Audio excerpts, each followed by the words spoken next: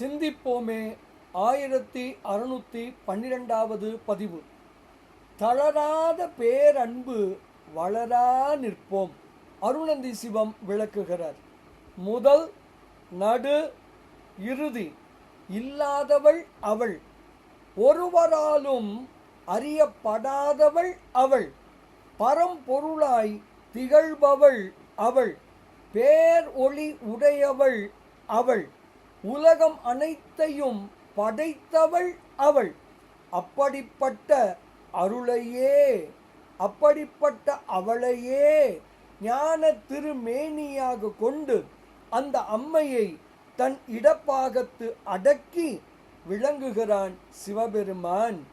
பிரம்மா, திருமால் போன்ற தேவர்களது மகுடத்தில் உள்ள இரத்தினத்தை போன்றவன் அவன். சக்தியும் சிவமுமாய் நிற்பவன், அருவம் அருவுருவம் உருவமாய் நிற்பவன் அவன். உலகத்துள்ளோர் அனைவரும் போற்றி வணங்கும்படி மிளிர்பவன் அவன். பிறை சந்திரன் அணிந்த செஞ்சடையை தாழ விட்டிருப்பவன் அவன்.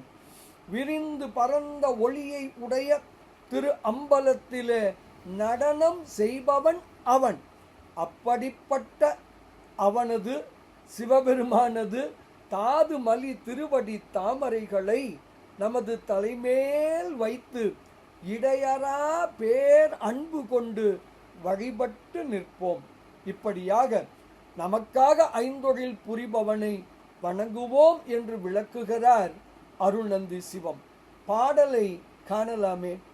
ஆதி நடு அந்தம் இலா, அளவு இல் சோதி, அருள் ஞான மூர்த்தியாய் அகிலம் ஈன்ற மாதினையும் ஒரு பாகத்து அடக்கி, வானோர் மகுட சூளாமணியாய் வையம் போற்ற பாதிமதி அணி, பவள சடைகள் தாழ படர் ஒளி அம்பலத்து ஆடும் பரணார், பாத தாது மலி தாமரைகள் சிரத்தே வைத்து தளராத பேரன்பு வளரா நிற்போம்.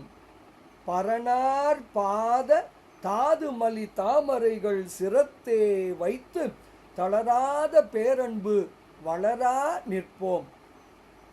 அருணந்தி சிவம் சிவஞான சித்தியார் பரபக்கத்திலே.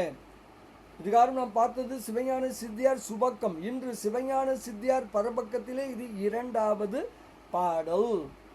அருணந்தி சிவம் இயற்றியது. அருள் உணர்வோம், துயர் களைவோம், பேரானந்தத்தில் திளைப்போம் திளைப்போம் திளைப்போம். இனிய வணக்கம். சிவாய நம.